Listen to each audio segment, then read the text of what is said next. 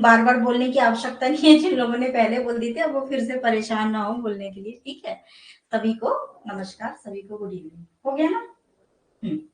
तो हमारा सवाल ये था, सबसे पहला सवाल आप लोगों के दिमाग में यही उठता होगा, कोई भी क्वेश्चन आता होगा आपके सामने कि इस संबंधित क्वेश्चन जो भी आया है उसका उत्तर हम कैसे लिखें। ठीक है, तो इस सवाल का सीधा सा जवाब है कोई भी सब्जेक्ट हो, चाहे भूगोल हो, चाहे भारतीय समाज हो, चाहे भारतीय संविधान हो, जिस भी सब्जेक्ट का आपके पास क्वेश्चन आ रहा है उस सब्जेक्ट की सबसे पहले आपको क्या होनी चाहिए? समझ होनी चाहिए। आपको तथ्यों का ज्ञान होना चाहिए। तथ्यों का क्या होना चाहिए? ज्ञान। तो एक क्वेश्चन की सबसे पहले रिक्वायरमेंट क्या है कि आपको उस सब्जेक्ट के बारे में पता होना चाहिए। अगर कॉन्सेप्ट जरूरी है तो कॉन्सेप्ट पता होना चाहिए, अगर तथ्य जरूरी है तो तथ्य पता होने चाहिए। ठीक है, लेकिन कई क्वेश्चन कई बार ऐसे आ जाते हैं जो किसी एक सब्जेक्ट से रिलेट नहीं करते हैं। जैसे कि मान लो घरेलू हिंसा पे कोई प्रश्न आ गया, किस पे? घरेलू हिंसा पे कोई प्रश्न आ गया, बाल श्रम पे कोई प्रश्न आ गया, तो ये जो दोनों इस टाइप के जो टॉपिक होते हैं, या महिला सुरक्षा पे कोई प्रश्न आ गया, तो इस टाइप के जो टॉपिक होते हैं आपके, ये आपके दो सब्जेक्ट से रिलेट होते हैं। एक तो आप समाज में इनकी पृष्ठभूमि बताएंगे, दूसरा राजनीति से ये जुड़े होते हैं, या हम कहें संविधान से ये जुड़े होते हैं कि संविधान में इनके लिए क्या क्या प्रावधान है, क्या क्या नियम कानून इनके लिए निर्मित किए गए हैं, और आगे भविष्य में ऐसे क्या क्या कार्य किए जा सकते हैं जिससे इन लोगों की स्थिति क्या हो सके? बेहतर हो सके। ठीक है, तो पहले पहले टाइप के क्वेश्चन कौन से हो गए? ऐसे हो गए जिनके लिए उस सब्जेक्ट की पर्टिकुलर समझ और उसका क्या चाहिए होता है, आपको तथ्यों की जानकारी चाहिए होती है। तो पहले प्रकार के ये हो गए जिसमें जिसमें सिर्फ और सिर्फ तथ्यों का काम होता है। अगर कुछ थोड़ी बहुत समझ या कहीं से कहीं रिलेट करना है तो उसके लिए आपको कॉन्सेप्ट चाहिए होता है कि अगर ये परिस्थितियां है तो ऐसी परिस्थिति होगी। यानी कि अगर मैं ये कहूं कि किसी क्षेत्र में सर्वाधिक वर्षा हो रही है, या मैं उष्ण कटिबंधीय वर्षावन वाले क्षेत्रों का नाम ले रही हूँ, तो जरूरी है कि उस क्षेत्र में, अब वो अफ्रीका में भी हो सकता है, वो ब्राजील में भी हो सकता है, वो इंडोनेशिया में भी हो सकता है, वो भारत में भी हो सकता है। तो जब भी मैं वर्षावन की बात करूं या उष्ण कटिबंधीय क्षेत्रों की बात करूं, तो आपके दिमाग में सबसे पहले आना चाहिए कि उस क्षेत्र में क्या होती होगी? वर्षा होती होगी। जब वर्षा अधिक होती होगी तो यहाँ पर जो पौधों की विविधता है, पादपों की जो विविधता है, वो भी सर्वाधिक देखने को मिलती होगी। पादपों की विविधता चूंकि अधिक है तो जंतुओं की भी विविधता सर्वाधिक देखने को मिलेगी। जब इन सब की विविधता विद्यमान है तो यहाँ पे आपको इनका जैव भार भी अधिक देखने को मिलेगा। तो जब भी मैं उष्ण कटिबंधी क्षेत्र की बात करूं, किसकी? उष्ण कटिबंध क्षेत्र की बात करूं, तो क्या होती होगी? वर्षा होती होगी। वर्षा यानी कि जैव विविधता, जंतु विविधता, पादप विविधता अधिक होती होगी। और जब इनकी विविधताएं अधिक है तो क्या जैव भार भी क्या होता होगा? अधिक होता होगा। तो इस टाइप के जो क्वेश्चंस होते हैं वो कैसे होते हैं? कॉन्सेप्चुअल होते हैं। इसको दूसरे अर्थ में अगर हम देखें, अगर मैं किसी क्षेत्र के समाज की बात कर रही हूँ, जैसे मान लो मैं हड़प्पा सभ्यता के हम किसकी बात करेंगे? समाज की बात करेंगे। तो सबसे पहले हमारे दिमाग में क्या आना चाहिए कि ये जो सभ्यता रही है भाई, सबसे पहले हमारे दिमाग में आना चाहिए कि इसकी अर्थव्यवस्था कैसी होगी? क्या होगी? इसकी अर्थव्यवस्था कैसी होगी? जैसी अर्थव्यवस्था होगी वैसा समाज डेवलप होगा। जैसे कि आप जानते हैं कि जो हड़प्पा सभ्यता है, इसका समाज आपको किस प्रकार का देखने को मिलता है? उच्च इनका स्तर बना हुआ था। आप देखेंगे इनके सामाजिक नगरीकरण वाले क्षेत्रों में तो आप पाएंगे बड़े बड़े दुर्ग भी थे, दुर्ग रक्षित बस्तियां भी थी, नगर स्वरूप था यानी कि नगरी स्वरूप था। जो नगर बने हुए थे वो ग्रिड पद्धति पर बने हुए थे। सड़कें कच्ची जरूर होती थी परंतु कैसी होती थी? पक्की होती थी। जो नगर निर्माण प्रणाली है ये कहीं कहीं दो भागों में तो कहीं कहीं तीन भागों में विभाजित नजर आती है। एक तरफ आपको आप देखते हैं कि छोटे छोटे मकान आप पाते हैं, तो दूसरी तरफ आप देखते हैं कि बड़े बड़े दुर्गों की श्रृंखला बनी बनी हुई है, साथ ही 1 मंजिला 2 मंजिला मकानों की भी इस क्षेत्र में क्या मिली है, उपलब्धता मिली है। तो किसी भी क्षेत्र का, चूंकि यहाँ नगरीकरण था, तो नगरीकरण आज की स्थिति में आपको कहाँ देखने को मिलता है, ऐसे इलाकों में जहां की अर्थव्यवस्था कैसी है, बेहतर है। जैसे कि आप प्रत्येक राज्य की या पूरे भारत की हम देखें राजधानियों को ले सकते हैं, जैसे दिल्ली हो गया, चंडीगढ़ हो गया, भोपाल हो गया, है ना, मुंबई हो गया। तो ये जो क्षेत्र है यहाँ पर आपको क्या देखने को मिलता है, नगरीकरण। और नगरीकरण यहाँ कब संभव हुआ, तब संभव हुआ जब यहाँ की अर्थव्यवस्था यानी कि आर्थिक स्थिति अधिक उन्नत हुई। और ये जो आर्थिक स्थिति है ये उन्नत कैसे हुई, तो आप बोलेंगे भाई यहाँ पर क्या हुआ होगा, उच्च व्यापार होगी, तकनीक होगी। तो आप पाते हैं कि हड़प्पा सभ्यता में भी आपको उन्नत व्यापार तकनीक देखने को मिलती है। उसी आधार पर उस क्षेत्र की आर्थिक स्थिति बेहतर बनती है, और आर्थिक स्थिति जब बेहतर बनती है तो नगरों का विकास होता है। तो ये दूसरा कॉन्सेप्चुअल क्वेश्चन हो गया। यही इसके विपरीत आप कहाँ पहुंचोगे भैया, इसके विपरीत आप पहुंचिएगा वैदिक काल में। कहाँ पहुंचेंगे, वैदिक काल में। देखो लिंक कराना बता रही हूँ आपको, कैसे हम पकड़ना है, कैसे हमको आगे बढ़ना है। अब वैदिक काल में आप ये बात जानते हैं कि यहाँ की जो जीवन पद्धति थी वो कैसी थी, ग्रामीण थी। वैदिक काल की जीवन पद्धति कैसी थी, ग्रामीण थी। ग्रामीण थी यानी कि अब हम इसकी कहाँ जाएंगे, अर्थव्यवस्था में जाएंगे। जब आप इसकी अर्थव्यवस्था की ओर देखते हैं, अर्थव्यवस्था, ठीक है, जब आप इसकी अर्थव्यवस्था की ओर देखते हैं तो आप क्या पाते हैं कि भाई यहाँ की अर्थव्यवस्था जो थी वो कैसी थी, पशुपालक थी। यानी कि यहाँ के लोग घूम घूम कर घुमक्कड़ जीवन बिताया करते थे, खाना बदोश जीवन बिताया करते थे, पशुपालन किया करते थे। जहां कहीं भी व्यवस्था इनको मिलती थी कुछ समय तक वहां रहते थे, यानी कि जहां कहीं भी इनके पशुओं को खाने की व्यवस्था, चारा उपलब्ध था, ये वहां पर रहते थे। जब वो खत्म हो जाता था तो छोड़ के किसी और स्थान पर चले जाते थे। उसी आधार पर इनकी अर्थव्यवस्था हमको देखने को मिलती है। यही कि किसी प्रकार का कोई संगठन नहीं मिलता, लोग तितर बितर अलग अलग भागों में बटे हुए थे। फिलहाल परिवार जैसी कोई खास संरचना उभर कर नहीं आई थी।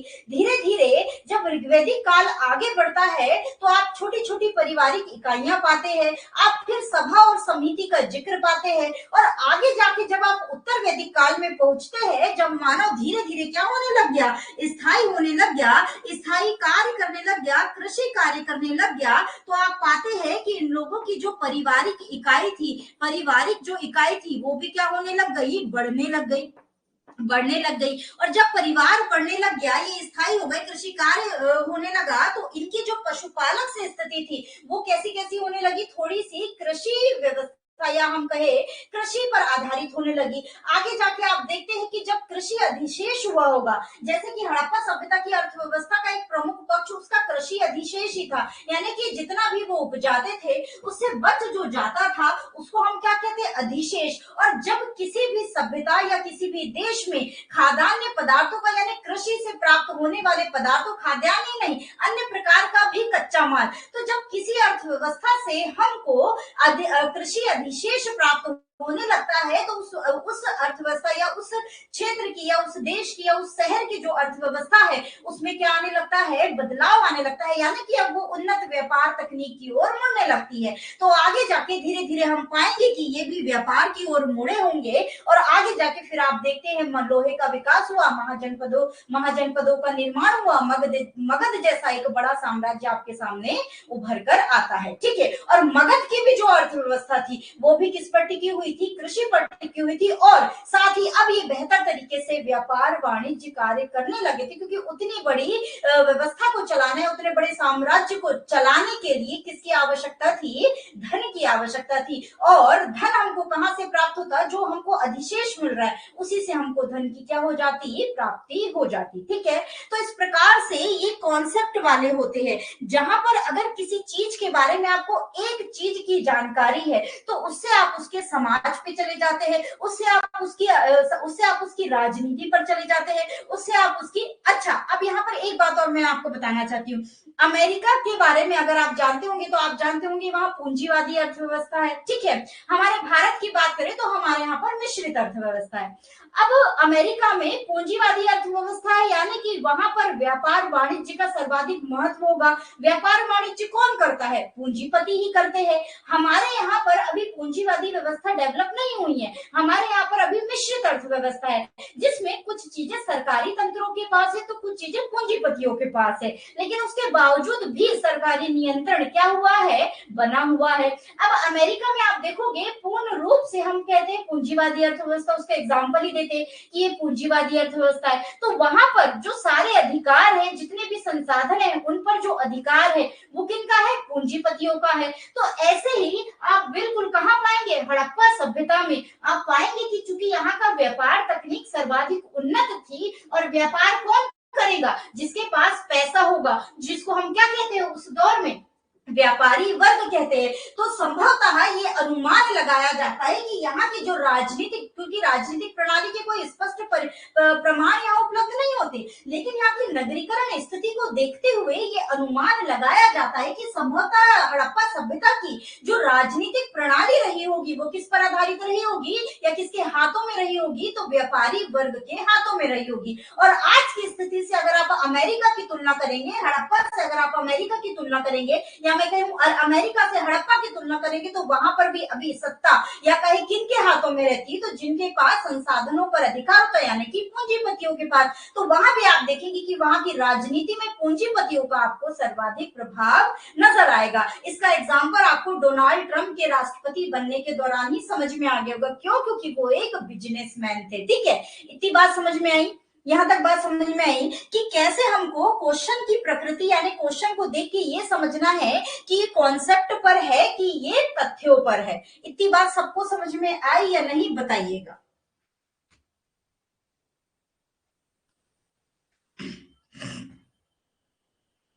अब इतना सबके लिए आपको उस टॉपिक की जानकारी होना अति आवश्यक है। ठीक है, इन टॉपिक्स की जब तक आपको जानकारी नहीं होगी तब तक आप इन चीजों को ऐसे रिलेट नहीं कर पाएंगे। तो उसके लिए सबसे पहले करना क्या पड़ेगा, आपको पढ़ना पड़ेगा। और इस तरीके की, जैसे मैं अभी आपके सामने एक्सप्लेन कर रही हूँ, इस तरीके की पकड़ आपकी कौन बनाती है, एनसीईआरटी बनाती है। और एनसीईआरटी के बाद कोई अच्छा नोटबुक, अच्छी मतलब अच्छा आपको हैंड नोट जैसे हम लोग लिखवाते हैं उस प्रकार से लिखा हुआ कोई नोटबुक, या किसी और को आप फॉलो करते हैं उनके आधार पर लिखा हुआ एक नोटबुक आपको चाहिए। लेकिन सबसे पहले रिक्वायरमेंट क्या है कि आपको एनसीईआरटी अवश्य पढ़नी पड़ेगी। एनसीईआरटी ही ये चीजें आपको पकड़ाती है जो चीजें अभी मैंने आपको रिलेट करी है। ठीक है, बात समझ में आई, सबको समझ में आई ना?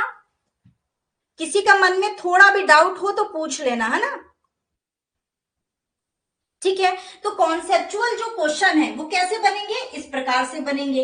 अब आएंगे हम लोग तथ्यात्मक क्वेश्चन पर कि जिनमें हमको किन की आवश्यकता होती है, तथ्यों की आवश्यकता होती है। ठीक है, अब ये हड़प्पा सभ्यता में भी कुछ इसी प्रकार से, यानी इतिहास में जब आप देखेंगे तो वहां पर कुछ इसी प्रकार से चीजें आपको रिलेट करने को मिल जाएगी, खासतौर से प्राचीन इतिहास में। ठीक है, और भारत में भी जब आप समाज के स्तर पर आएंगे तब मैं यहाँ पर चीजें आपको रिलेट करना अभी बताऊंगी बाद में। ठीक है, अभी फिलहाल एक स्थिति को समझो।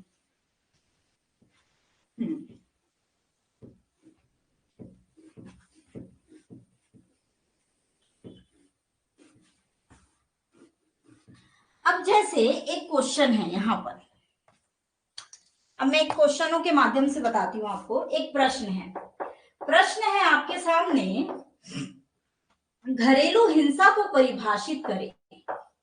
घरेलू हिंसा को परिभाषित करते हुए कोविड-19 के दौरान घरेलू हिंसा को परिभाषित करते हुए कोविड-19 के दौरान बढ़ते घरेलू हिंसा के बारे में चर्चा करें।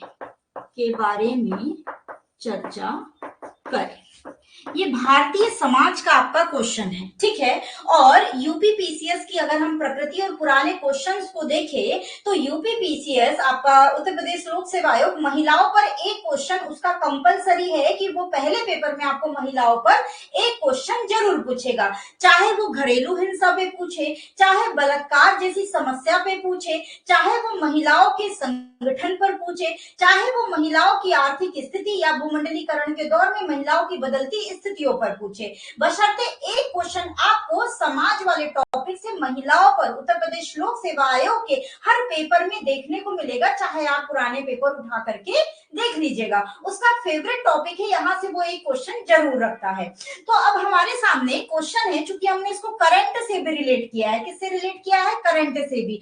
क्वेश्चन क्या बन रहा है आपके सामने कि घरेलू हिंसा को परिभाषित करते हुए, यानी कि आपको पहली बात यानी कि जब आप भूमिका बनाएंगे तो भूमिका में सबसे पहले आपको क्या डालना पड़ेगा, इसकी परिभाषा को ही डालना पड़ेगा, क्योंकि आपसे भूमिका के तौर पर वो स्पष्ट बोल रहा है कि इसको आप घरेलू हिंसा को क्या करें, परिभाषित करें। फिर आगे बढ़ के वो दूसरा क्वेश्चन आपके सामने पुटअप कर रहा है कि कोविड-19 के दौरान घरेलू हिंसा के बढ़ते मामलों के बारे में आपको क्या करनी है, चर्चा करनी है। यानी कि कोविड-19 के टाइम पे कुछ ना कुछ घरेलू हिंसा घटित हुई है और उसका आंकड़ा समाचार पत्रों पत्रिकाओं में छपा है, तभी ये क्वेश्चन आपसे पूछा गया है। ठीक है, दूसरी बात, तो पहली बात में हमको क्या लिखनी है, इसकी परिभाषा। यानी कि अब यहाँ जब आपसे कोई परिभाषा पूछ ली जाए तो भूमिका के तौर पर आप वहां पे क्या करते हैं, परिभाषा लिखती है, तो स्पष्ट पूछ रहा है। लेकिन अगर ये मान लो आपसे ये क्वेश्चन सामने नहीं रखा होता, ये बात नहीं रखी होती, आपसे फिर रख दिया होता कि कोविड-19 के दौरान बढ़ते घरेलू हिंसा के मामलों पर आप चर्चा करें, स्पष्ट से चर्चा करें या इसकी व्याख्या करें या इसकी विवेचना तो नहीं, व्याख्या करें या चर्चा करें, इससे पूछा जाएगा। ठीक है, अब यहाँ पर अगर ये भी दिया होता तो भी तो भूमिका आपको डालनी होती, भूमिका में भी आप क्या ही डालते, इस घरेलू हिंसा को ही तो परिभाषित करते। तो दोनों ही स्थिति में आपको पहली बार में क्या करना है, घरेलू हिंसा को परिभाषित करना है। ठीक है, तो घरेलू हिंसा की परिभाषा में आप क्या लिख देंगे, यहाँ पर क्या आ जाएगा कि महिलाओं के विरुद्ध घरेलू हिंसा, मतलब महिलाएं जो है उनके विरुद्ध घरेलू हिंसा वैवाहिक जीवन के अंतर्गत महिलाओं को जो हानि पहुंचाई जाती है पुरुषों के द्वारा, महिलाओं को पुरुषों के द्वारा जो हानि पहुंचाई जाती है उसी को क्या कहते हैं, घरेलू हिंसा। सिंपल सी ये दो लाइन में परिभाषा हो गई। लेकिन आप घरेलू हिंसा के व्यापक अर्थ में जब जाएंगे तो ना कि सिर्फ पुरुष बल्कि पुरुष मित्र, पूर्व पति, वर्तमान पति, परिवारजन आदियों के द्वारा महिलाओं को घर की चार दीवारी के भीतर हिंसा करने के भीतर नुकसान पहुंचाने वाली स्थितियों को हम क्या कहते हैं, घरेलू हिंसा कहते हैं। तो ये चार लाइन में आपकी क्या बन जाएगी, भूमिका बन जाएगी। ठीक है, अब चार लाइन में आपने भूमिका बना दी। अब चूंकि ये ऐसे टॉपिक होते हैं, चाहे घरेलू हिंसा हो, चाहे बाल श्रम हो, चाहे भूमंडलीकरण हो, यहाँ पर आप किन्हीं पंक्तियों का किन्हीं के विचारों का क्या कर सकते हैं, समावेश करते हैं। तो आप भूमिका लिखने के बाद एक आध पंक्ति लिख सकते हैं, जैसे आप क्या लिख सकते हैं कि खुदा को अपनी बनावट खुदा को अपनी बनावट पर शक हुआ, ये काफी यूज की जाती है। बनाया था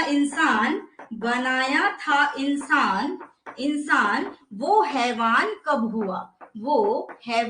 कब हुआ। ठीक है, यहाँ पर आप ये पंक्ति आराम से इस्तेमाल कर सकते हैं। इसके अलावा एक और पंक्ति आप यहाँ पर एक ही यूज करना है, एक क्वेश्चन में, हर क्वेश्चन में यूज नहीं करना होता। समाज वाले टॉपिक में कुछ मुद्दे हैं, जैसे महिला हो गया, जैसे बालक हो गए, इसके अलावा भूमंडलीकरण हो गया, कुछ ऐसे टॉपिक है जहां पर आप इनको यूज कर सकते हैं, पर्यावरण में आप यूज कर सकते हैं। ठीक है, तो ये कुछ मुद्दे हैं, तो यहाँ पर ये आप टाइप को यूज कर सकते हो। एक ही करना है, एक क्वेश्चन में सिर्फ एक करना है। ठीक है, इसके अलावा आप कोई और भी इस्तेमाल कर सकते हो टाइप, जैसे कि आप क्या कर सकते हो, खो गई मानुजता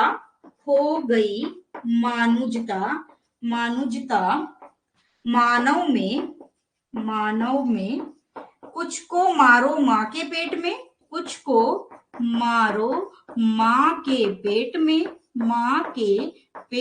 कुछ को मारो माँ के पेट में, कुछ को घरेलू हिंसा में,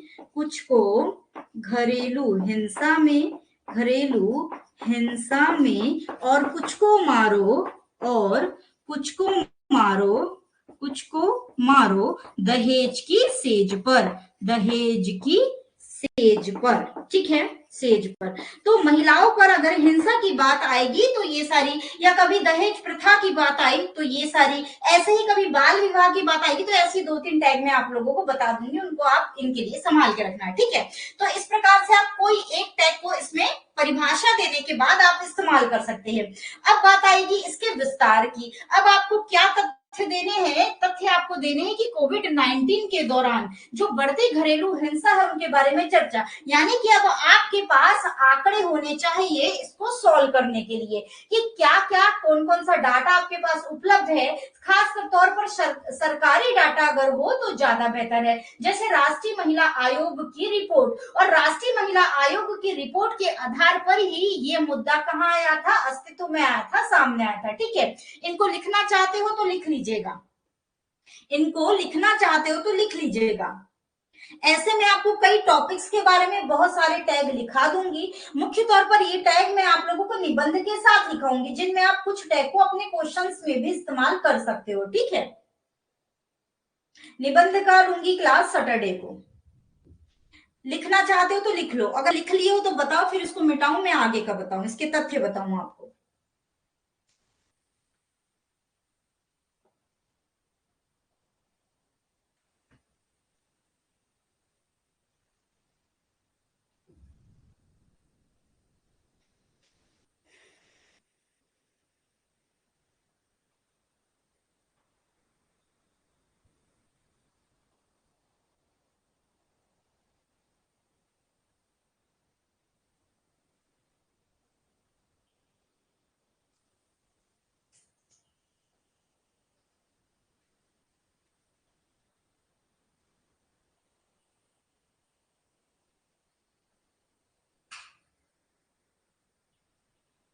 हम्म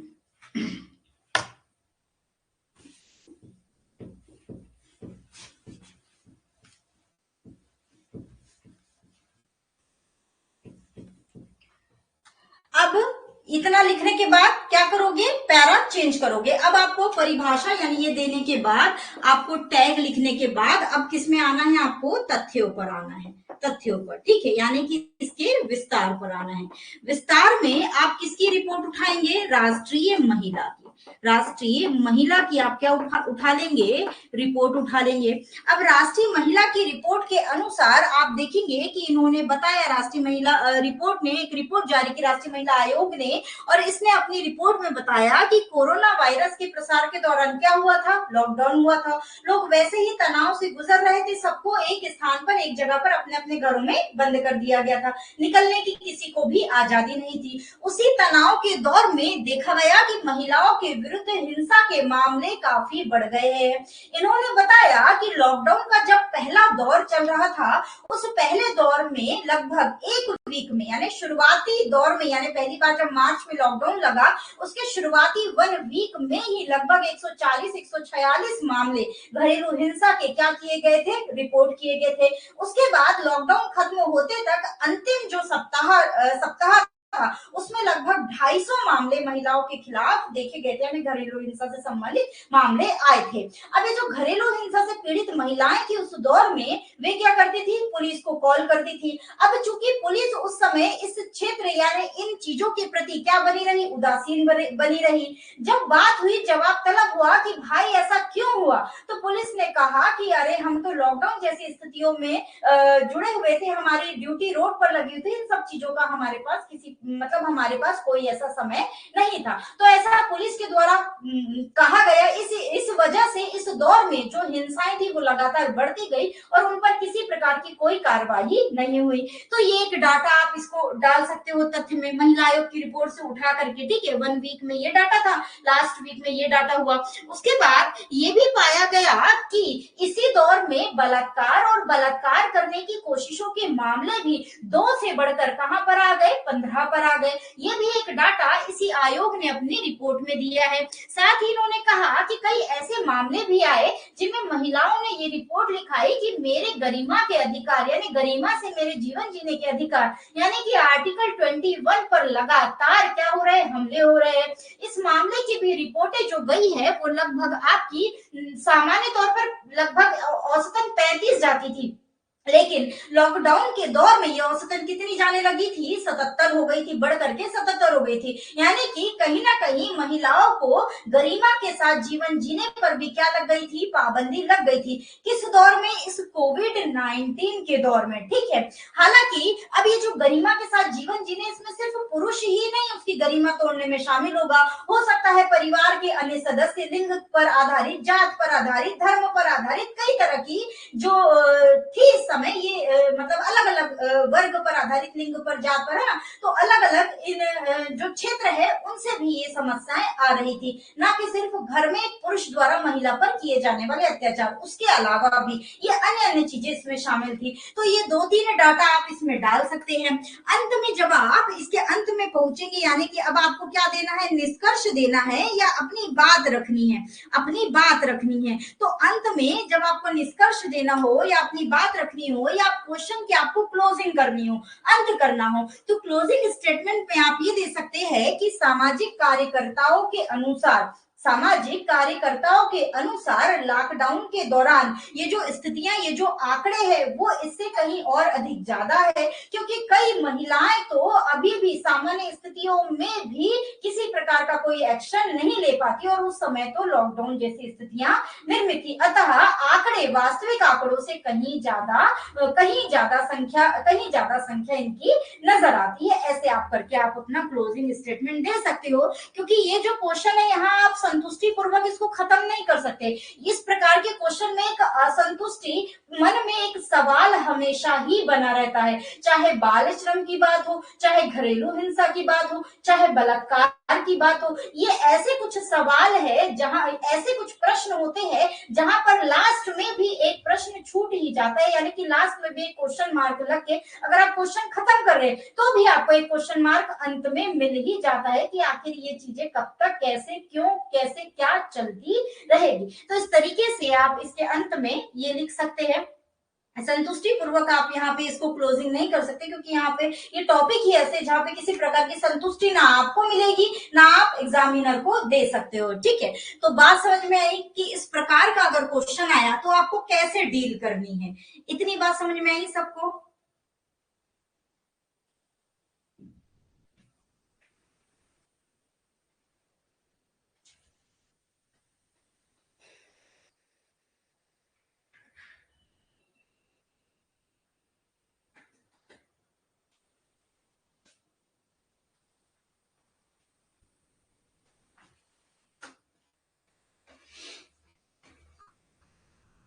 सभी प्रश्न में भूमिका और तथ्य और निष्कर्ष लिखना समझ में नहीं आया। देखिएगा अरविंद जी, कोई भी प्रश्न हो, भूमिका में,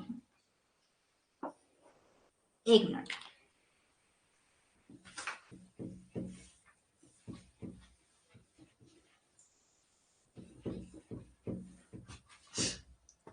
कोई भी प्रश्न हो, उसकी भूमिका भूमिका भूमिका में हमेशा हमेशा जो प्रश्न पूछा जा रहा है, उसका परिचय दिया जाता है। क्या दिया जाता है?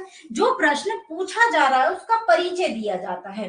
जैसे मान लो यहाँ पर आपसे परिभाषा नहीं पूछता, आपसे क्वेश्चन बस पूछता कि कोविड 19 के दौर में घरेलू हिंसा के मामलों पर चर्चा करें, ये क्वेश्चन बस आपसे पूछता, तो यहाँ केंद्र में क्या है, इस क्वेश्चन के केंद्र में क्या है, सबसे पहले वो समझो। तो इस क्वेश्चन के केंद्र में आपको क्या दिख रहा है? घरेलू हिंसा। सारी जड़ तो यही है, इसके केंद्र में क्या है? घरेलू हिंसा। अब घरेलू हिंसा क्या होती है, इसका आपको परिचय देना है, पहली बात, ठीक है। तो भूमिका में किसी भी प्रश्न में, कोई भी प्रश्न आपसे पूछा जाए, उसके भूमिका में जो उस प्रश्न का केंद्र बिंदु होता है, उस केंद्र बिंदु का आपको परिचय देना होता है, पहली बात।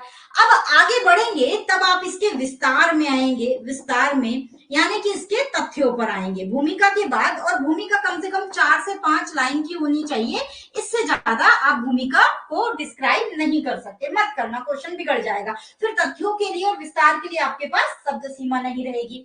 दूसरा आता है, अब आपको तथ्य और विस्तार देना है।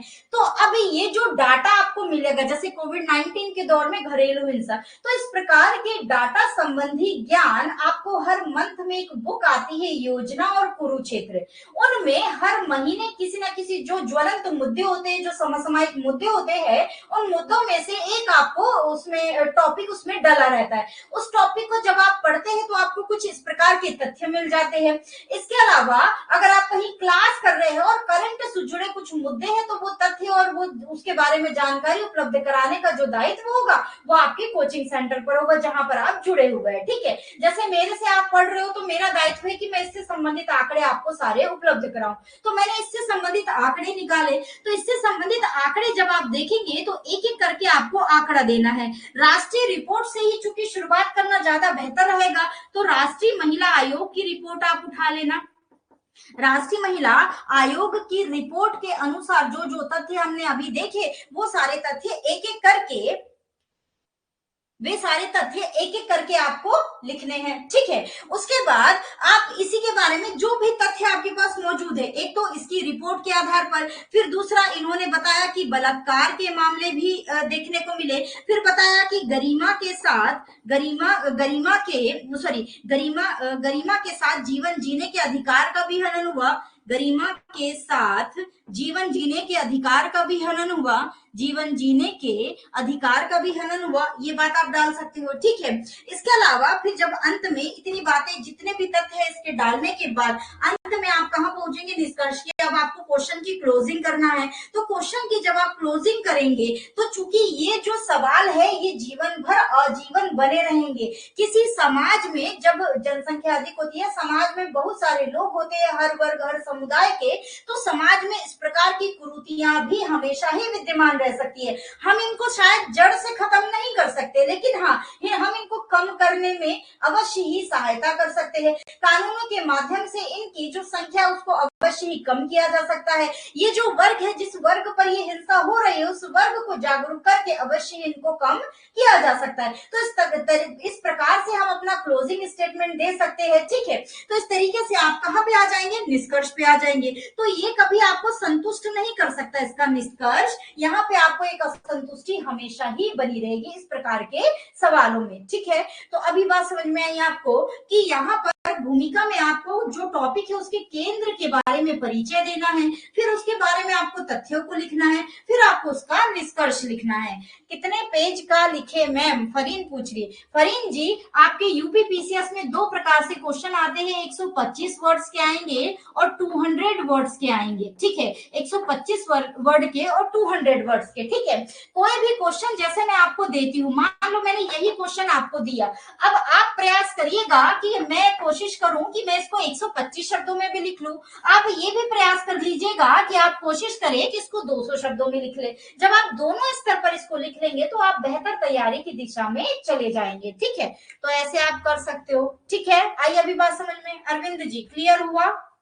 अभी मैं और क्वेश्चन करवाऊंगी और चीजें क्लियर हो जाएगी अभी आपको। ठीक है, क्या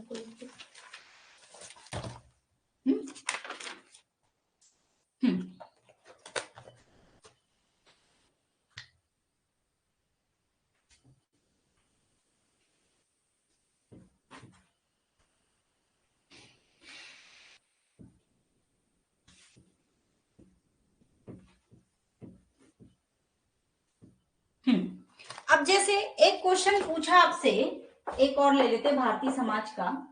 एक क्वेश्चन आपसे पूछा कि भारतीय समाज पर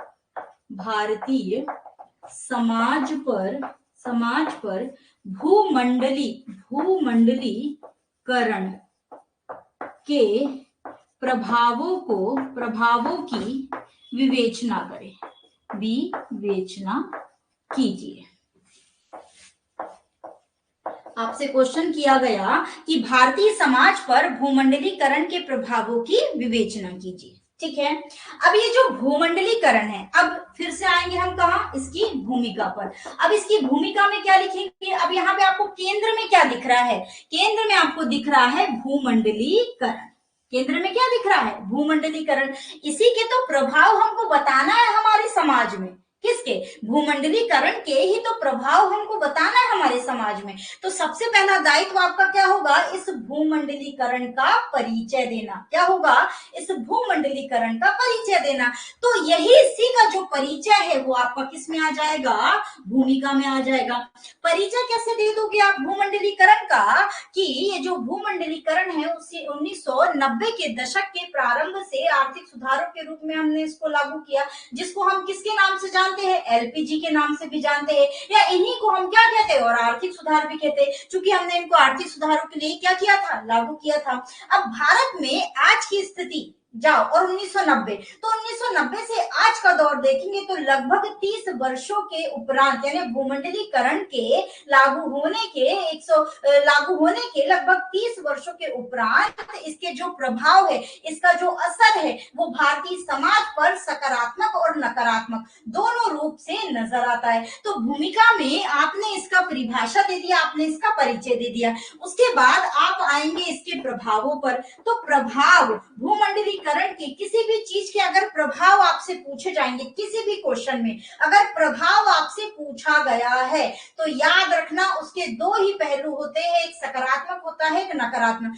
कहीं भी किसी भी क्वेश्चन में दो प्रभाव नजर आएंगे, एक क्या आएगा आपको? सकारात्मक प्रभाव, सकारात्मक प्रभाव, एक आएगा आपको नकारात्मक प्रभाव। तो कभी भी आपसे प्रभाव पूछे जाए तो उसके सकारात्मक नकारात्मक पक्ष दोनों को लिखने होते हैं। ये बात अलग है कि हर क्वेश्चन या हर टॉपिक में सकारात्मक नकारात्मक पक्ष बराबर नहीं होंगे, किसी के सिर्फ नकारात्मक पक्ष ज्यादा होंगे, बल्कि थोड़े बहुत मात्रा में सकारात्मक लाभ नजर आते होंगे। जैसे भूकंप के ज्यादा हम देखेंगे तो नकारात्मक स्थितियां आपको नजर आएगी, लेकिन ऐसा नहीं है, कुछ उसके सकारात्मक पहलू भी आपको नजर आते हैं। तो भूकंप के प्रभावों की कभी बात आएगी तो वहां पर नकारात्मक का वेटेज आपका ज्यादा हो जाएगा, सकारात्मक का वेटेज कम हो जाएगा। वैसे ही अगर भूमंडलीकरण में समाज के भूमंडलीकरण का असर या प्रभाव समाज पर देखोगे तो उसके सकारात्मक नकारात्मक लगभग दोनों ही वेटेज आपको यहाँ पर बराबर नजर आएंगे, क्योंकि इससे कुछ चीजें अच्छी हुई है तो कुछ चीजें खराब हुई है। तो कभी भी प्रभावों की बात आए तो हमेशा नकारात्मक पक्ष सकारात्मक पक्ष दोनों लेकर के चलना है। अब वो क्वेश्चन के ऊपर डिपेंड करता है कि किसके पॉजिटिव वेज ज्यादा है, किसके नेगेटिव वेज ज्यादा है।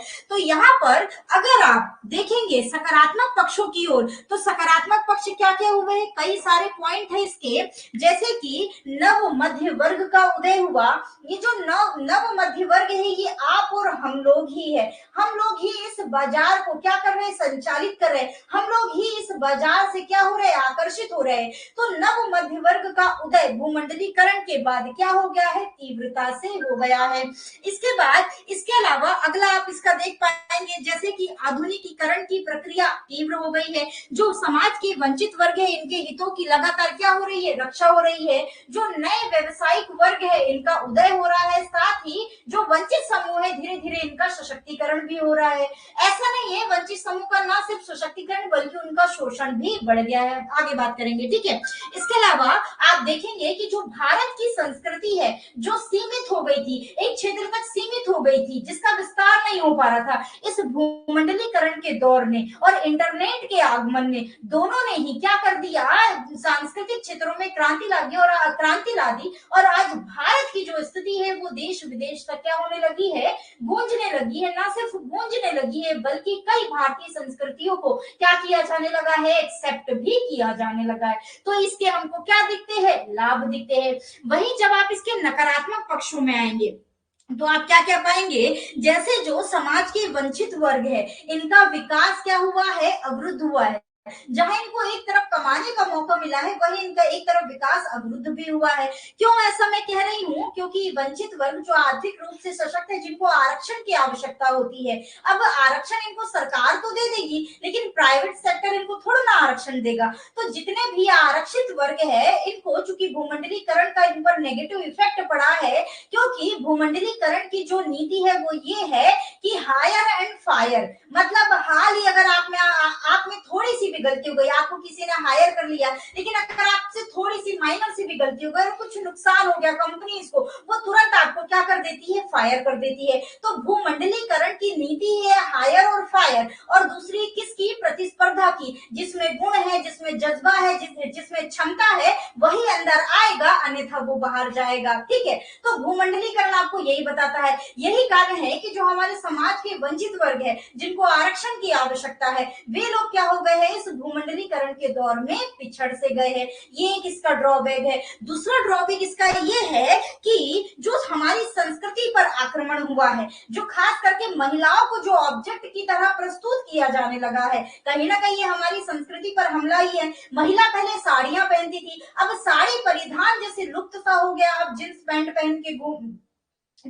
पहन के चलती है। खास तौर पर देखा जाए तो शादीशुदा महिलाएं भी आजकल आप देख रहे हो, इसको फैशन बोलते हैं। ये फैशन है, और ये फैशन आया कहां से हमारे यहाँ, तो भूमंडलीकरण से ही आया। तो आप इसके ये नकारात्मक पक्षों में डाल सकते हो। ठीक है, ये सारी है कि धीरे धीरे हमारी संस्कृति में, अच्छा ऐसा नहीं कि सिर्फ परिधान पर हमला हुआ है, और ऐसा नहीं कि सिर्फ महिलाओं के परिधान पर हमला हुआ है, पुरुषों के भी परिधान पर हमला हुआ है। आप लोग ये जो जींस पहने हैं, आप लोग ये जो शर्ट पहने हैं, ये सब क्या है, ये सब पश्चिम की ही है। आपके भारतीय परिधान आपको पता है क्या है, सूती का धोती कुर्ता। क्या आप हर जगह, हर ओकेशन पर, हर समय सूती का धोती कुर्ता पहन के बैठते हैं क्या? नहीं बैठते। तो न सिर्फ महिलाओं के परिधान पर आक्रमण हुआ है, बल्कि आपके भी परिधान पर आक्रमण हुआ है। इसके अलावा हमारे खान पान पर भी आक्रमण हो गया है। कहा हम दाल चावल रोटी, ये सब हमारे यहाँ की परंपरागत खान पान रहा है, लेकिन अब क्या हो गया, पिज्जा खाने लगे, बर्गर खाने लगे, चाउमीन खाने लगे है। ठीक है,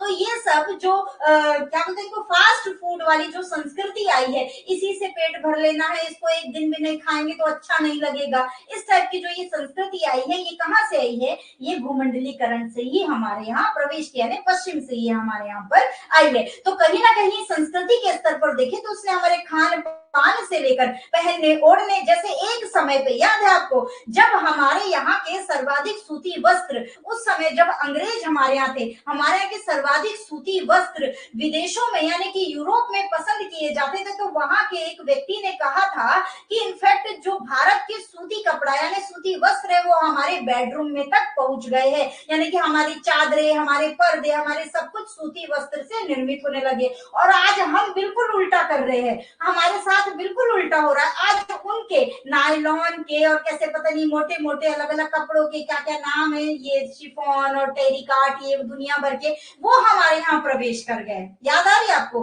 आप अपने घर के चारों नजर घुमाओ, आपको सूती का कोई सामान नहीं मिलेगा, सारा ऐसे ही आपको जो सस्ता मिलता है भूमंडलीकरण के दौर में, वही सामान आपको आपके घर में मिलेगा। सूती लेने, हस्तशिल्प को बढ़ावा देने के लिए इसलिए भी हम कतराते कि वो चीजें हमको महंगे मूल्य में प्राप्त होती है। अभी एक दिन सर मेरे से कह रहे थे, कल परसों की बात है, कि क्यों ना हम भारत के ही जो हमारे यहाँ का भारत का ही जो कल्चर रहा है उसी को डेवलप करें, भारत की ही संस्कृति को डेवलप करें। जो हाथों से कुम्हार थे, जो हाथों से विभिन्न विभिन्न प्रकार की कलाकृति बनाते थे, जो विभिन्न प्रकार की कास्ट कला किया करते थे, क्यों ना उनको बढ़ावा दिया जाए, क्यों ना सरकार उनको बढ़ावा देती है। फिर मैंने कहा क्यों ना उनके मेले वेले लगाए जाए। मैं बोली मेले तो लगते हैं, आज भी लगते हैं। आप देखोगे जिलों में, राजधानियों में मुख्य तौर पर हस्तशिल्प मेला कई बार लगता है, कुटीर उद्योग मेला कई बार आप लोगों ने देखा होगा। हाथ से कपड़ा बुनाई वाला जो मेला, जिसको हम लखनवी बाजार बोलते हैं, वो भी अलग अलग जिलों में जाकर के लगता है। अब होता क्या है, चूंकि हाथ की कला है, मेहनत ज्यादा लगती है, समय भी ज्यादा लगता है, तो ये चीजें कैसी मिलती है, महंगी मिलती है। अब जो चीज, अब चूंकि मशीन से एक बार में 10 चीज बन सकती है, इनफैक्ट 100 चीज बन सकती है, लेकिन एक व्यक्ति एक हाथ से एक बार में एक ही चीज बनाएगा, तो उसमें समय भी लगा, उसका मेहनत भी लगी सब, और उसका धन भी लगा, तो उसको समय ज्यादा लगा, इसलिए उनकी कीमतें क्या होती है, ज्यादा होती है। लेकिन चूंकि कीमत ज्यादा होती है, इसलिए हम क्या करते हैं, उन चीजों को लेने कतराते हैं। तो हमारे ही कारण, मतलब या कहे भूमंडलीकरण के कारण, और हमारी सोच में जो बदलाव हुआ है विज्ञापन के दौर में, उसके कारण हमारी सोच क्या हो गई है, काफी बदल गई है। और हम क्या करने लगे, उस हमारे घर की परंपरागत चीजों को हम भूल करके, जो भूमंडलीकरण से आई है, यानी जो अलग अलग निवेशकों, अलग अलग विदेशों से हमारे यहाँ आई है, उनकी ओर हम आकर्षित होने लगे। तो मैं बोली ऐसा होता तो है लेकिन ऐसा हो नहीं सकता, क्योंकि जो मध्य वर्ग है वो सस्ते सामान के प्रति आकर्षित है, उसको उच्च कोटि के सामान से मतलब नहीं है, उसको किससे मतलब होता है, सस्ते सामान से मतलब होता है। आज आप देख रहे हैं प्लास्टिक का इतना बाजार बढ़ गया है, ये जो प्लास्टिक का बाजार बढ़ा है ये भी क्या है, इसी भूमंडलीकरण की देन है। और प्लास्टिक का बाजार बढ़ इसलिए गया क्योंकि प्लास्टिक की जो वस्तुएं है वो सस्ती प्राप्त होती है, इसलिए ये बाजार आपको क्या मिलता है, बढ़ा हुआ नजर आता है। तो हालांकि ये तो मैंने समझाने के लिए बताया, बाकी आप ऐसी कई चीजें नकारात्मक स्तर पर डाल सकते हो। तो सर से मेरी वही बात हो रही थी, मैंने बोली ऐसा नहीं हो पाता है, वो इसलिए नहीं पाता है क्योंकि ये चीजें महंगी मिलती है और हम महंगी वस्तुएं खरीदना नहीं चाहते, इसलिए हमारे यहाँ के जो परंपरागत शिल्प उद्योग ये धीरे धीरे खत्म होते जा रहे हैं, नष्ट होते जा रहे हैं। ठीक है, तो इसके आप ये नकारात्मक पक्षों में डाल सकते हो। उसके बाद आप इसके निष्कर्ष में डाल सकते हो। इसके बाद सीधे आप कहाँ आएंगे, निष्कर्ष पर आएंगे। निष्कर्ष में अब दोनों की आपको एक तरीके से तुलना ही करनी है, क्योंकि ना इसके सकारात्मक पहलू बुरे हैं और सकारात्मक पहलू बुरे नहीं, इसने कुछ दिया है तो हमसे कुछ छीना भी है और लिया भी है। ठीक है, तो गिव एंड टेक का मतलब ही होता है लेन देन आधारित जो बाजार प्रणाली होती है, उसका मतलब ही यही होता है कि एक हाथ लेना है तो एक हाथ देना है, तभी कोई बाजारी व्यवस्था चलती है। तो निष्कर्ष में आप ये कह सकते हो कि रोजगार सृजन, जीवन शैली आदि को बेहतर करने के उपायों के अवसरों को सृजित करने में जहां इसने अपनी महत्वपूर्ण भूमिका निभाई है, वहीं आप इसके सांस्कृतिक सामाजिक प्रभावों को चिंताजनक बताते हुए क्या कर सकते हैं, वंचितों के हितों को सुरक्षित करने में नाकाम साबित हुई है। ऐसे करके आप इसका क्लोजिंग स्टेटमेंट या फिर कोई यहाँ पर निष्कर्ष में आपको ये संस्कृति समाज से रिलेटेड, संस्कृति भूमंडलीकरण से रिलेटेड कोई टैग भी लगा सकते हैं, वो आप कोई भी यूज कर सकते हैं, वो आपकी मर्जी है। ठीक है, अभी बात समझ में आई कि इस प्रकार के जो प्रश्न आएंगे उनको आपको कैसे करना है, इतनी बात समझ में आई, बताइएगा।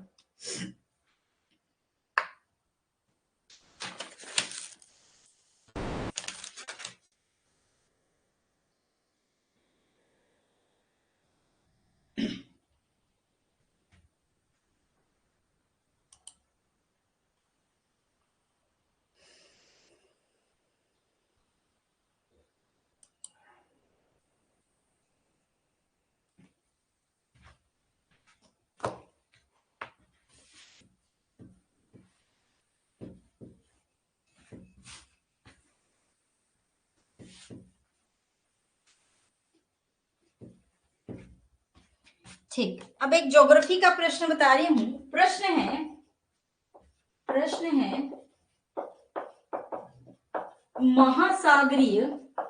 महासागरीय धाराएं क्या होती है, क्वेश्चन आप लोग भी लिखते चलना, और जो मैं फ्रेमिंग बता रही हूँ उसको लिख लेना, और अभी ये सारे क्वेश्चन को आपको एक एक करके लिख करके भेजने हैं। ठीक है, महासागरीय धाराएं क्या होती है, अटलांटिक महासागर की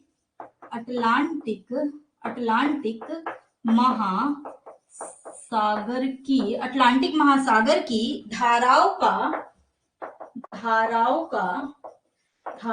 का तटीय प्रदेशों में पड़ने वाले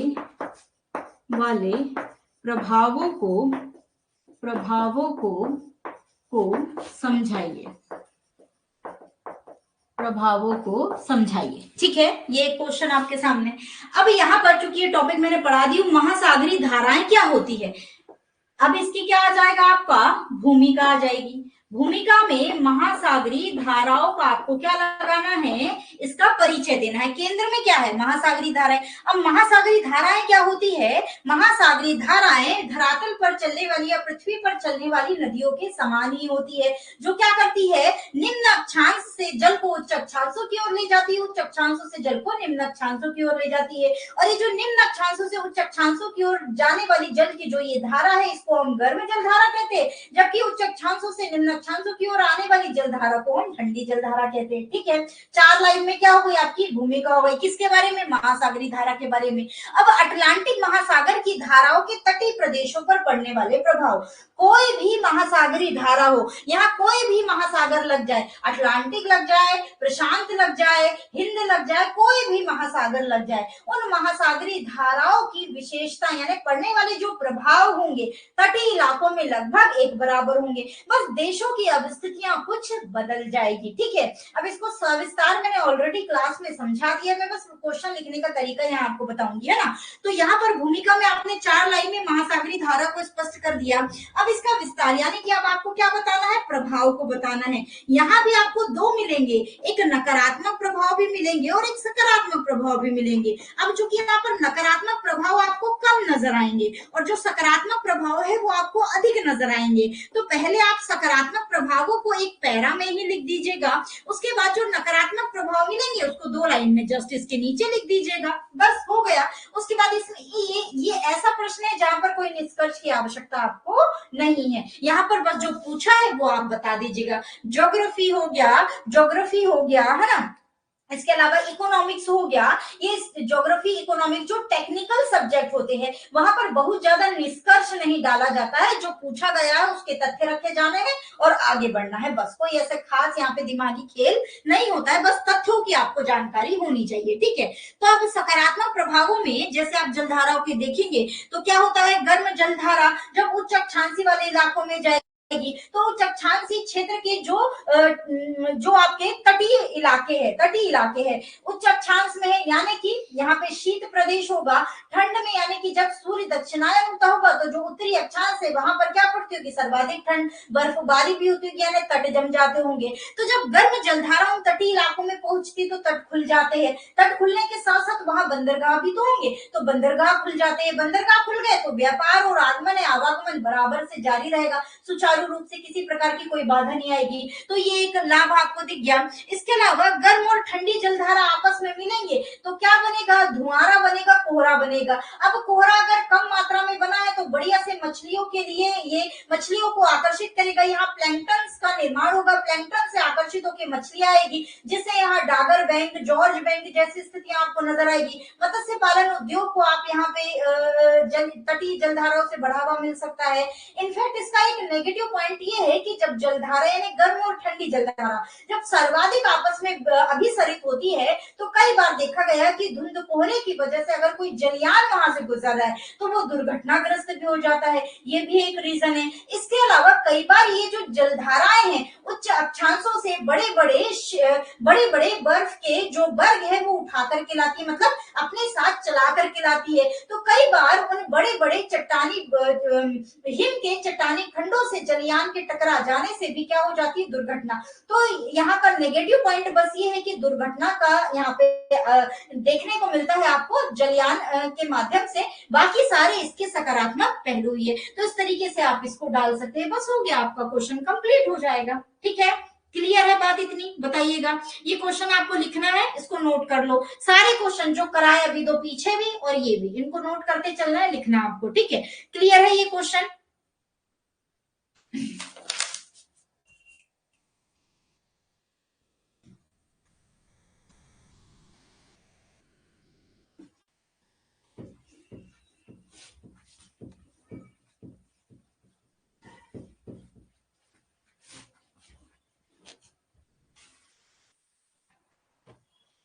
अब एक क्वेश्चन और है, वो है आपका शीतोष्ण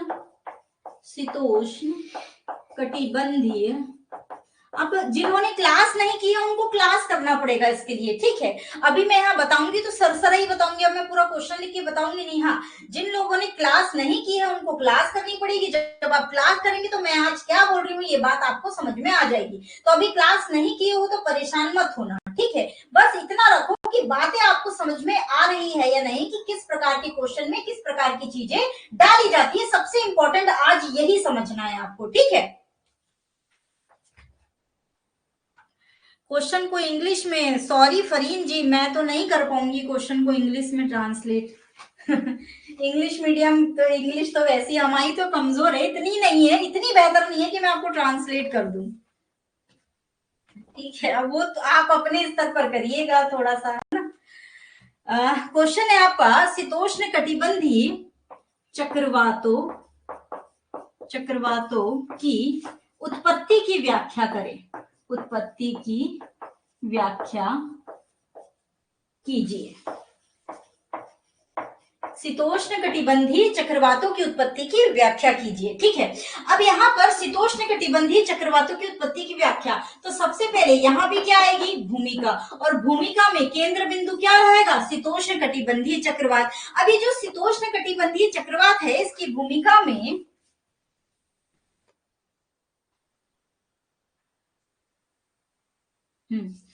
शीतोष्ण कटिबंधीय चक्रवातों की उत्पत्ति में आप जानते हैं कि किसकी भूमिका रहती है, वाताग्र की। किसकी रहती है, वाताग्र की। तो वाताग्र का जिक्र करना है। वाताग्र क्या होते हैं, गर्म हवा और ठंडी हवा। गर्म हवा और ठंडी हवा के आपस में एक फ्रंट बनाने के ही कारण किसका निर्माण होता है, वाताग्र। और इन्हीं वाताग्रों के सहारे किसकी उत्पत्ति होती है, शीतोष्ण कटिबंधीय चक्रवातों की। तो भूमिका में किसका जिक्र करना है, वाताग्र का जिक्र करना है। इसके बाद जब आप इसके विस्तार, यानी कि अब इस आपसे क्या पूछ रहा है, इसकी उत्पत्ति की व्याख्या, तो अब आप यहाँ किसकी व्याख्या करेंगे, उत्पत्ति बताएंगे। इसकी क्या बताएंगे, उत्पत्ति। अब उत्पत्ति में मैंने एक आपको भूगोल वेत्ता का नाम लिखाया था, जिनका नाम क्या था, बर्कनीज। क्या नाम था, बर्कनीज। तो बर्कनीज महोदय का सीधे सीधे नाम लेना है। इनकी उत्पत्ति की सबसे सटीक व्याख्या किसने की थी, इन्हीं बर्कनीज महोदय ने। मैंने आपको लिखाया बराबर से क्लास में। तो बर्कनीज महोदय के नाम से ही उत्पत्ति आपको शुरू करनी है। तो बर्कनीज महोदय के आधार पर जो उष्णकटिबंधीय चक्रवात है, या बर्कनीज महोदय ने उष्णकटिबंधीय चक्रवात की 6 क्रमिक दशाएं बताई है, 6 क्रमिक अवस्थाएं बताई है।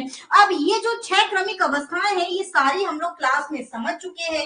एक एक करके, जैसे पहली अवस्था लिखे तो पहली अवस्था का चित्र बना दिए, दूसरी अवस्था लिखे तो दूसरी अवस्था का चित्र बना दिए, तीसरी अवस्था लिखे तो तीसरी का चित्र बना दिए, चौथी लिखे तो चौथी का चित्र, पांचवी लिखे तो पांचवी का, और छठी लिखे तो छठी का चित्र बना दो। बस खत्म क्वेश्चन। उत्पत्ति की व्याख्या कर दो, खत्म क्वेश्चन। ठीक है, तो यहाँ तक आके 6.6 के छोटे छोटे चित्र और बना देना, तो बस बेहतर जाएगा, बहुत अच्छे नंबर इसमें देगा वो। और ऐसा क्वेश्चन आपका एक तो पक्का आ ही रहा है यूपीपीसीएस में। ठीक है, कंफर्म है, आएगा ही आएगा। और 200 में ही पूछ रहा है, 200 शब्दों में। ठीक है, ये क्वेश्चन ही है, 200 शब्दों की इनको जरूरत ही होती है। ठीक है, तो क्लियर है यहाँ तक। ज्योग्राफी के क्वेश्चन में निष्कर्ष निष्कर्ष की बहुत परेशानी नहीं होती है, याद रखना। जो टेक्निकल क्वेश्चन होंगे इकोनॉमिक्स के और ज्योग्राफी के, बार बार बोल रही हूँ, याद रखना, यहाँ पर निष्कर्ष आप नहीं भी डालोगे चलेगा, जो पूछा गया है वही बताना है आपको। हाँ, आपसे अगर आपके विचार किसी चीज में पूछे जा रहे तब तो आप डाल सकते हैं, अन्यथा नॉर्मल इस टाइप के क्वेश्चन, और वैसे भी विचार वगैरह जैसे क्वेश्चन यूपीएससी में पूछे जाते हैं, पीसीएस में थोड़ा कम संभावना रहती है, तो याद रखना। ठीक है, तो ये है आपका शीतोष्ण कटिबंधीय चक्रवात। क्लियर रहेगा किसमें कैसे करने हैं हमको, बात समझ में आई सभी को।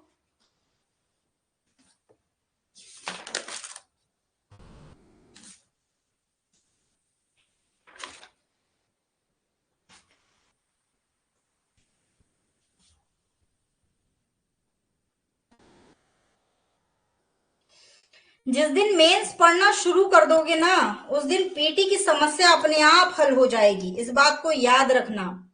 वो एक है ना, पोथी पढ़ पढ़ जगमुआ, पंडित भया न कोई, ढाई आखर प्रेम का, पढ़े सो पंडित होए। ऐसी एक कहावत है। तो पीटी के लिए भी एक कहावत बोली जाती है यहाँ पर, पीटी पढ़ पढ़ जगमुआ, पीटी भया न कोई, जबलो न पढ़ियो में तबलो न पीटी होए। ऐसे यहाँ पे कहावत बोली जाती है, बहुत चलती है, बार बार बोलते हैं लोग।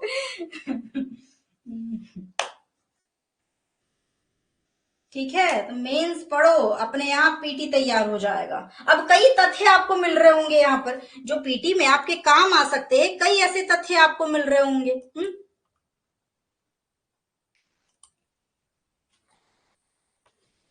ठीक है, हो गया। अब अगला एक हाथ क्वेश्चन और करें।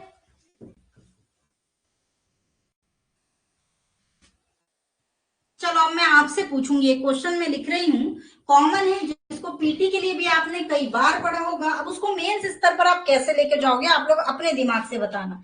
ठीक है, प्रश्न, ज्वालामुखीता क्या है? ज्वालामुखीता क्या है, पहला क्वेश्चन। दूसरा, इसके प्रकारों को विस्तार पूर्वक समझाएं। इसके प्रकारों को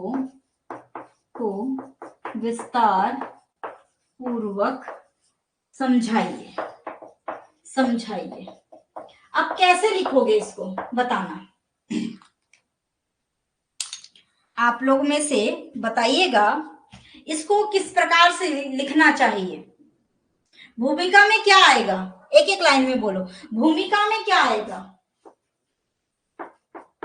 भूमिका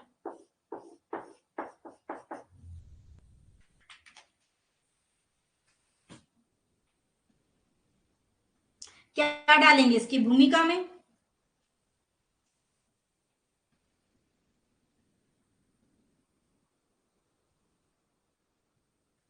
हम्म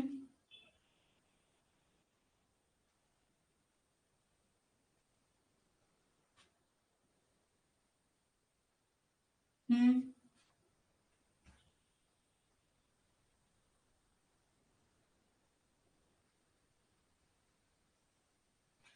हम्म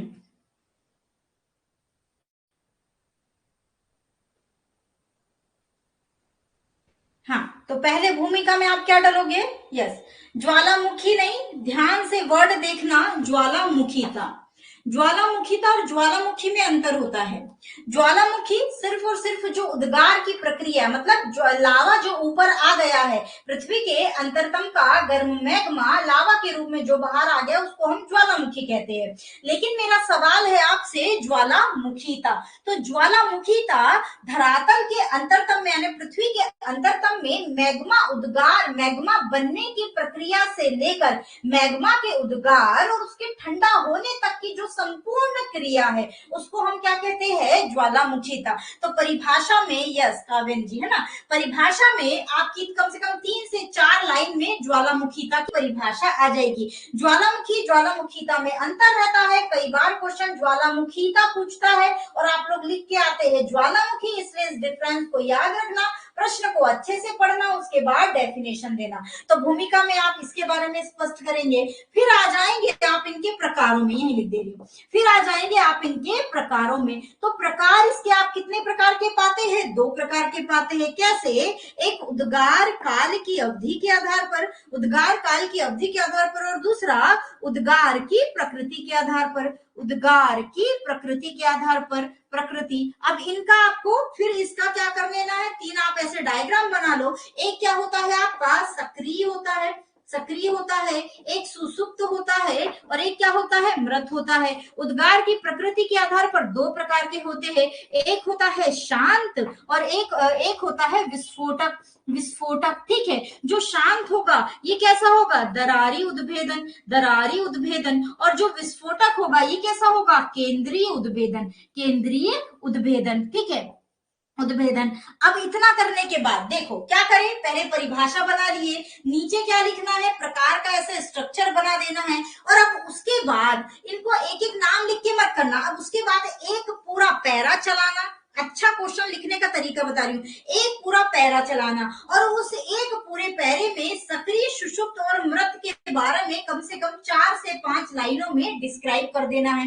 दूसरा पूरा पैरा चलाना, फिर ये पैरा कंप्लीट हो गया, दूसरा पैरा शुरू करना। दूसरा पैरा में इसके और इसके दोनों के बारे में आपको 5 से 6 लाइन लग जाएंगे इसको लिखने में, तो 5 से 6 लाइन में आपको इसका डिस्क्राइब कर देना है। 3 से 4 लाइन ये हो गई, बीच में ये डायग्राम हो गया, और 4 से 5 लाइनों में इसका डिस्कशन हो गया, 5 से 6 लाइनों में इसका डिस्कशन हो गया क्वेश्चन कंप्लीट, हो गया क्वेश्चन कंप्लीट। ऐसे ये 2 प्रकार से पूछेगा तो 200 वर्ड में पूछेगा, आराम से आपका हो जाएगा, आराम से आपका हो जाएगा, ठीक है। तो इस प्रकार के क्वेश्चन ऐसे। अब यहाँ भी डिस्कस की कोई आवश्यकता नहीं है, बस जो है सो आपको बताना है। क्लियर है इतना?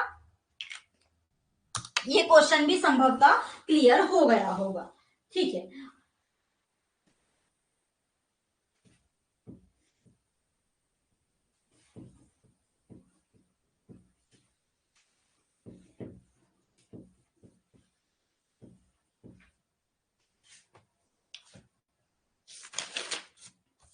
अब एक इतिहास का क्वेश्चन करते हैं, ठीक है, एक इतिहास का। प्रश्न, भारतीय राष्ट्रीय आंदोलन में भारतीय राष्ट्रीय आंदोलन में महात्मा गांधी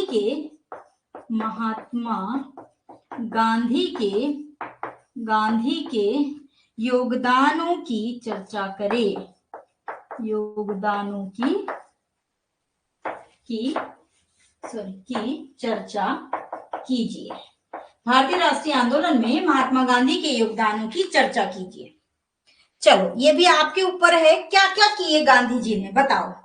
जो भी याद आ रहा है वो कमेंट के माध्यम से लिखिएगा। जो भी याद आ रहा है वो लिखिएगा। इन्होंने क्या क्या किए, भारतीय राष्ट्रीय आंदोलन में गांधी जी का किस किस प्रकार योगदान दिखता है, जो याद आ रहा है वो लिखते जाओ।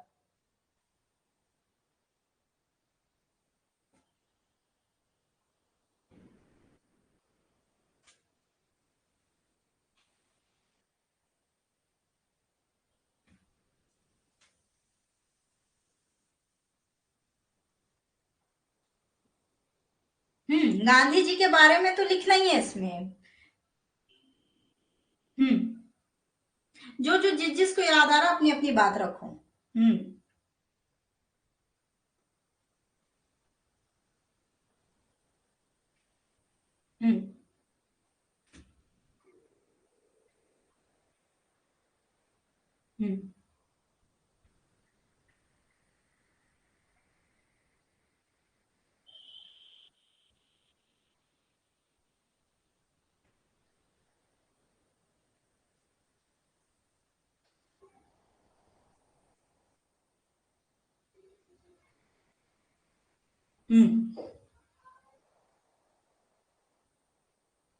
और किसी को कुछ याद नहीं आ रहा?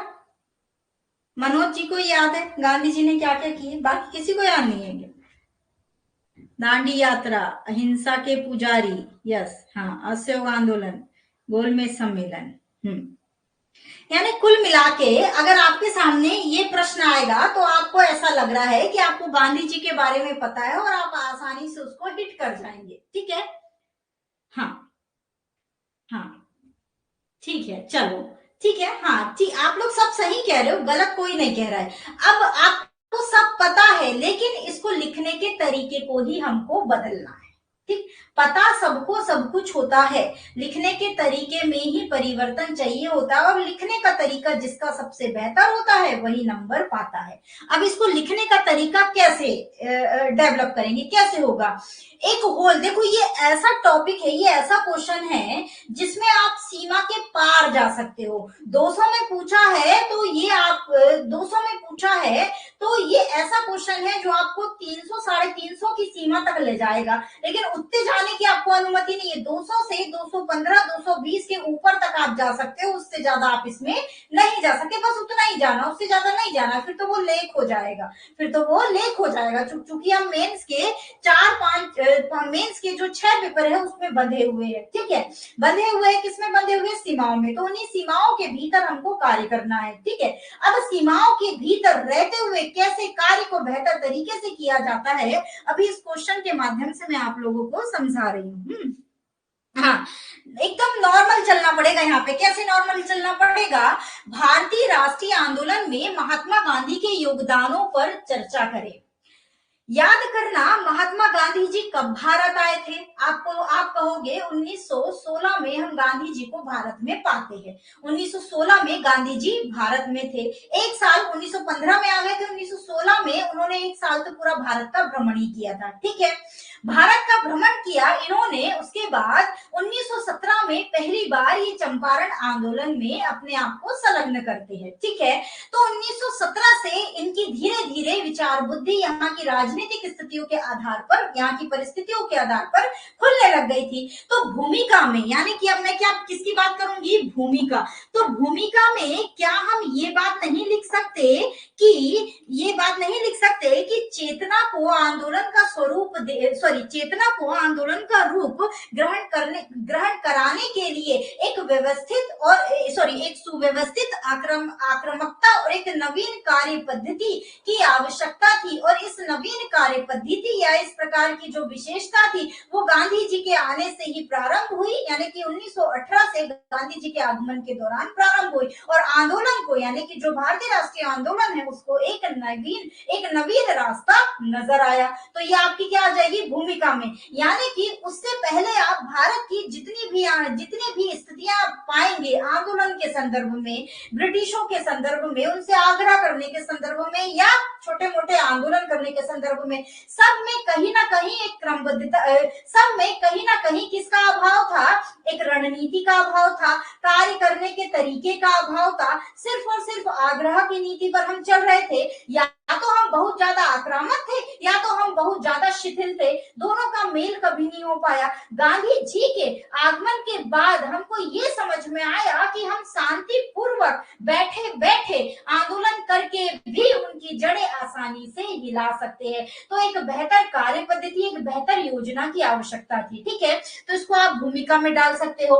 इसके बाद जब आप आगे बढ़ोगे तो आपको ये देखना पड़ेगा कि गांधी जी ने सबसे पहले भारत में आके क्या काम किया। आप देखोगे जो कांग्रेस कहीं ना कहीं शिथिल पड़ा हुआ था, कोई खास भूमिका नहीं थी। साल में एक बार कांग्रेस के सम्मेलन होते थे, वो भी सिर्फ उच्च वर्ग के लोग उसके प्रति आकर्षित होते थे। किसान, मजदूर, श्रमिक, महिला वर्ग को कांग्रेस के सम्मेलनों से कोई लेना देना नहीं होता था। गांधी जी आए, जब उन्होंने सेवा दल, कांग्रेस कार्यकारी समिति, इन सब का निर्माण किया, इन सब का गठन करवाया, और गठन करवाने के बाद आप देखेंगे कि इन्होंने श्रमिकों को, मजदूरों को, किसानों को, दलितों को, सबको आंदोलन, महिलाओं को आंदोलन से जोड़ने का प्रयास किया। इनको आंदोलन से जोड़ने के उपरांत इन्होंने एक बात भी कही कि देखो, हमको अहिंसा से आंदोलन लड़ना है, हमको हिंसा बिल्कुल भी नहीं करना है, हमको रक्तपात वाली राजनीति, हमको रक्तपात वाले आंदोलन नहीं करना है, बल्कि हमको शांति पूर्वक बैठ करके आंदोलन करना है। पहली बात अहिंसा की बात की। दूसरी बात इन्होंने ये कहा कि हम एक काम करेंगे, हम इनसे लड़ने नहीं जाएंगे, ना हम इनका खून बहाएंगे, ना हम अपना खून बहाने देंगे, लेकिन हमको बस काम ये करना है कि बैठे बैठे इनकी जड़ें हिलाना है। कैसे हिलाएं? तो इन्होंने बोला कि इनकी जो आर्थिक स्थिति है वो किस पर डिपेंड है, हमारे भारत पर।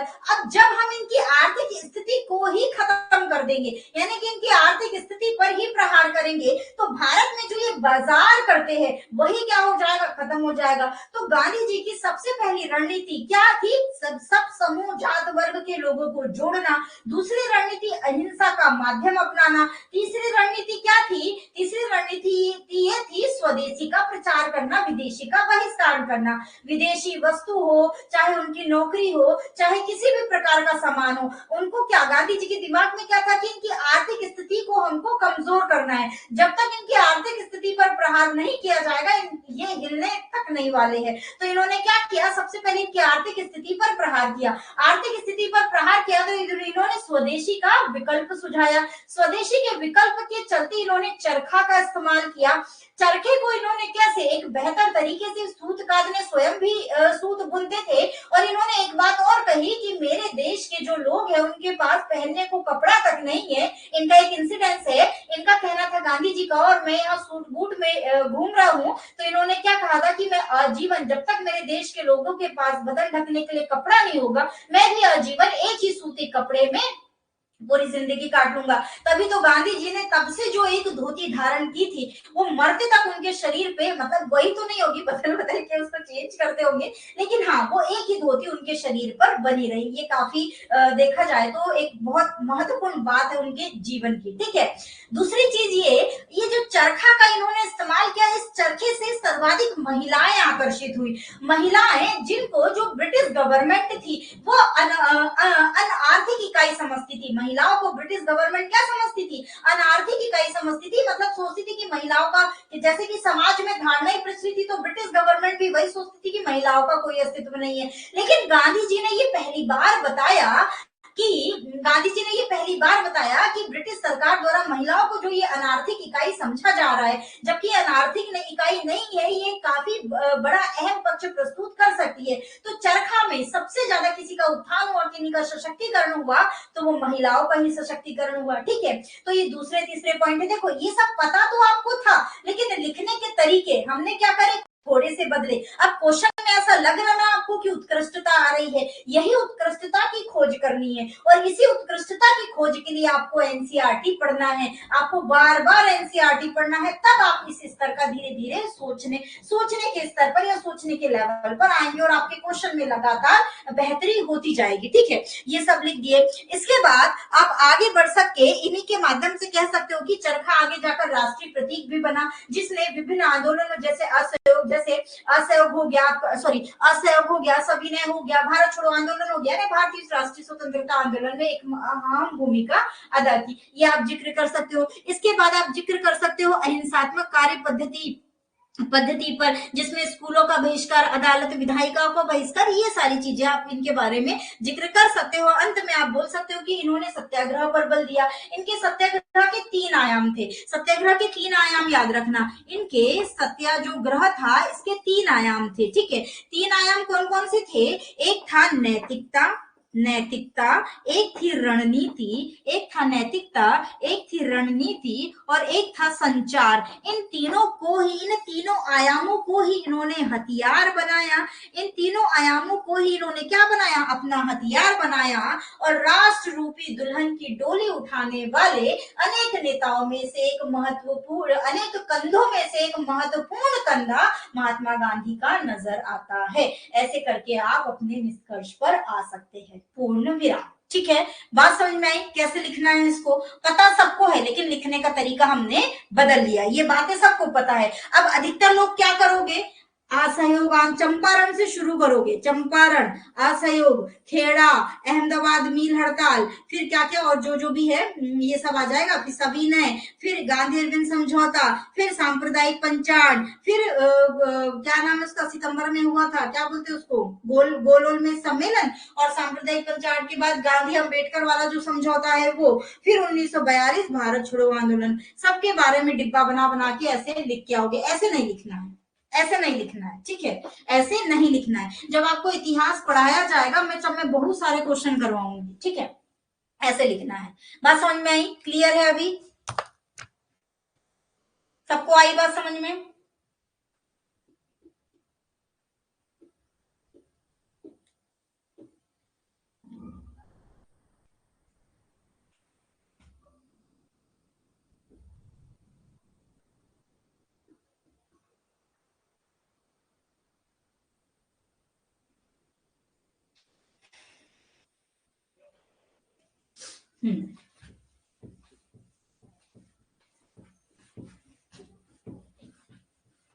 और एक हाथ करोगे क्या? हो गया?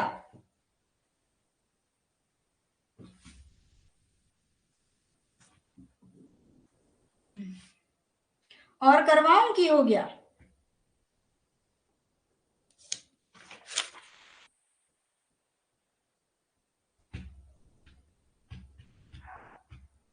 अच्छा, एक क्वेश्चन और, एक पॉलिटी का है, इसको कर लो, फिर लास्ट, ये आज का लास्ट क्वेश्चन है। भारतीय संविधान प्रणाली, भारतीय संविधान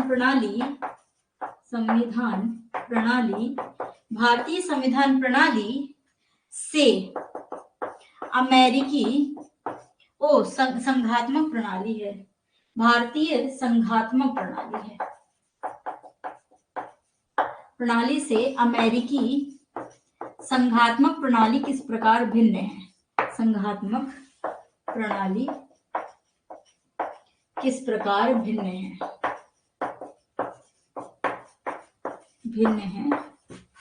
स्पष्ट करें।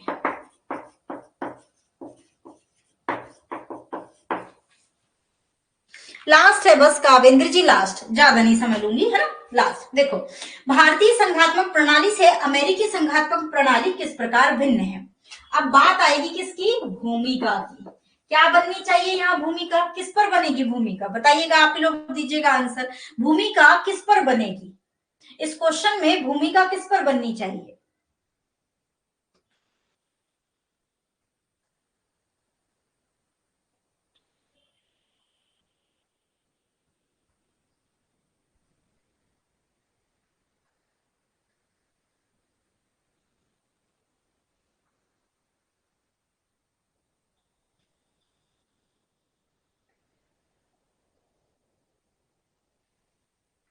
हम्म,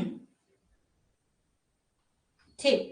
केंद्र में क्या है? संघात्मक प्रणाली। तो भूमिका किस पर बनेगी? संघात्मक प्रणाली पर। अब ये जो संघात्मक प्रणाली है, संघात्मक प्रणाली है, ये होती क्या है? तो एक लाइन में आप बोल सकते हो कि केंद्र एवं राज्य संबंधों के आधार पर निर्मित एक केंद्र एवं राज्य संबंधों के आधार पर निर्मित संघात्मक प्रणाली में, ठीक है, में के बाद आप डैश लगा देना। केंद्र और राज्य संबंध जरूर लिखना है, क्योंकि केंद्र और राज्यों के संबंध पर ही संघात्मक प्रणाली का क्या किया गया है? निर्माण किया गया है। तो केंद्र और राज्य संबंधों पर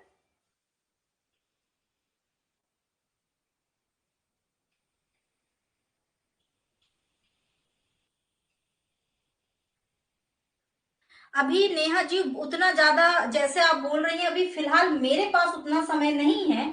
हाँ, मैं बाद में ये काम कर सकती हूँ। अभी आप लोग लिखते जाओ ना, अभी आप सही गलत मत देखो। अभी पहली बात तो आपको अभी लिखना ही सीखना है, तो अभी आप लिखते जाओ, ठीक है। अभी मैंने आपको खुद ही परमिशन दी है कि आप देख के लिखो। जब आप देख के लिख रहे हो अभी आप लोग, तो उसमें कोई गलती की संभावना तो होगी नहीं। तो अभी 15 दिन आपको और देख देख कर ही लिखना है। अब 15 दिन बाद फिर मैं आपको लिखाने की रणनीति बदलूंगी। जब आप अपने मन से लिखने लगोगे तब मैं उस पर चेक करूंगी। अभी तो मैं देख कर लिखवा रही हूँ। मैं खुद ही बोला है कि आप लोग देख कर लिखो, बराबर से नोट्स का सहारा लो, ठीक है। फिर उसके बाद क्या होगा कि जितने टॉपिक हमने पढ़ लिए हैं उन्हीं से फिर क्वेश्चन दूंगी। अब दोबारा जब आपको वो क्वेश्चन लिखने हैं तो वो बिना देखे लिखने हैं। जिस दिन आप बिना देखे क्वेश्चन लिखोगे उस दिन क्वेश्चन की प्रकृति खुद ही बता देगी कि आपने बिना देखे लिखा है। उसके बाद फिर हम खुद ही चेक करके तरीके से बताएंगे, ठीक है। अभी तो देख कर ही लिख रहे, तो अभी कोई इशू नहीं है उसमें, है ना। और फिर अभी फिलहाल मेरे पास 16 मार्च तक समय नहीं है। 11 से 16 मार्च तक मेरा पेपर है मेंस का। तो 1-2 दिन पहले से ही मैं तो भोपाल निकल जाऊंगी, क्योंकि वहीं पे मैंने सेंटर डाला हुआ है। तो वहीं से मैं एग्जाम दूंगी, है ना। तो अभी मेरे पास बिल्कुल भी समय नहीं है। मैं क्लास भर ले रही हूँ, यही गनीमत है। हम्म। हाँ, तो यहाँ पर क्या आ जाएगी? संघात्मक प्रणाली। और संघात्मक प्रणाली का आपका क्या है? केंद्र और राज्य संबंधों के आधार पर निर्मित संघात्मक प्रणाली में। अभी जो संघात्मक प्रणाली है इसकी आपको में के बाद क्या देनी है? विशेषताएं देनी है। विशेषताएं देनी है। विशेषताएं क्या क्या होती है संघात्मक शासन प्रणाली की? जैसे कि केंद्र और राज्यों के बीच शक्तियों का स्पष्ट विभाजन, लिखित संविधान, संविधान की सर्वोच्चता, संविधान की अनम्यता, दोहरी नागरिकता, और क्या होता है? दोहरी न्यायपालिका। स्वतंत्र और निष्पक्ष तो होती है, लेकिन कैसी होती है? दोहरी होती है। तो ये कुछ महत्वपूर्ण विशेषता है। इन महत्वपूर्ण विशेषताओं को लिखने के बाद, चूंकि आप जानते हैं कि अमेरिका में जो शासन प्रणाली अपनाई गई है वो पूर्ण रूप से कैसी है? संघात्मक है, ठीक है। तो पूर्ण रूप से वो संघात्मक शासन प्रणाली, इसलिए इन विशेषताओं को लिखने के बाद हम ये बोल सकते हैं कि उपर्युक्त शक्तियां अमेरिकी संविधान में पूर्ण रूप से नजर आती है। उपर्युक्त प्रणाली की जो ये विशेषता है वो अमेरिकी संविधान में पूर्ण रूप से नजर आती है। लेकिन भारतीय संविधान में कुछ संशोधनों के साथ संघात्मक शासन प्रणाली को अपनाया गया है। अब भारतीय संविधान में कौन कौन से मिलती है? तो फिर उनके पॉइंट बना दिया आपने। जैसे कि क्या मिलेगी हमको भारतीय संविधान में? लिखित संविधान व्यवस्था, केंद्र और राज्यों के बीच शक्तियों का स्पष्ट विभाजन, स्वतंत्र और निष्पक्ष न्यायपालिका मिलेगी। लेकिन हमारे यहाँ कैसी है? एकल न्यायपालिका। तो ये कुछ विशेषताएं आपको भारत के संघात्मक प्रणाली में नजर आती है।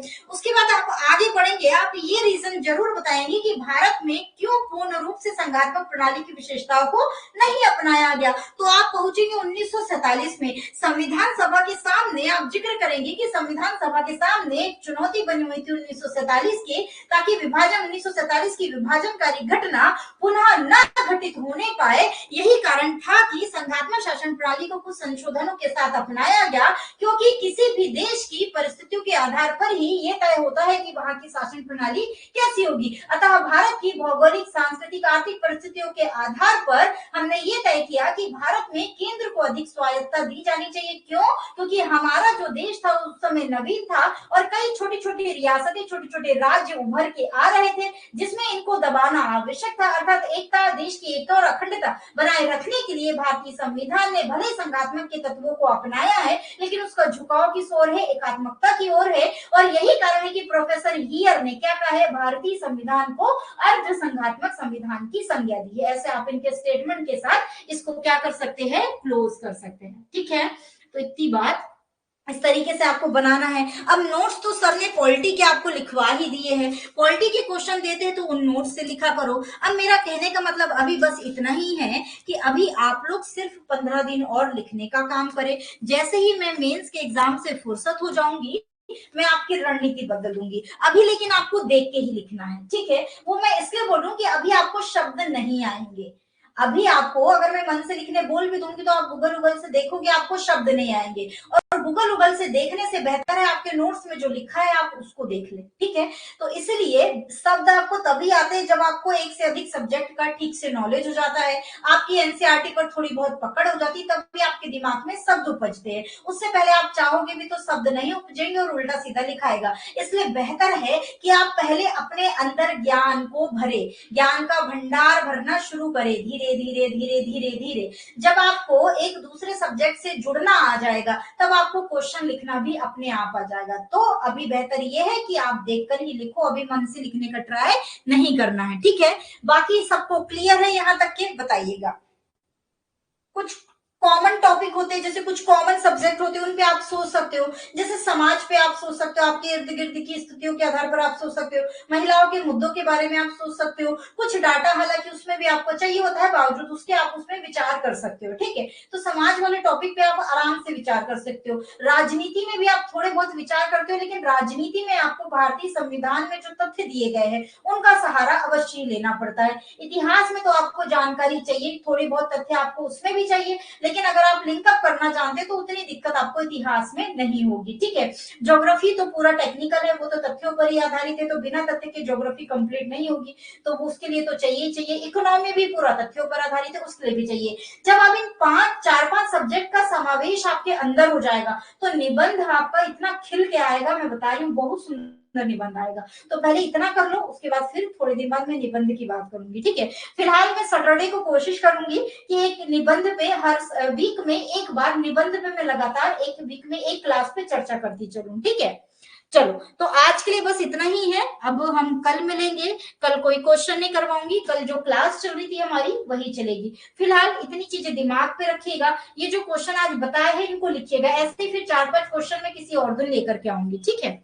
चलो, तो किसी को कोई दिक्कत नहीं है, सबको क्लियर हो गया? हाँ, चलिएगा, ठीक है, फिर आज के लिए इतना ही रखते हैं ना।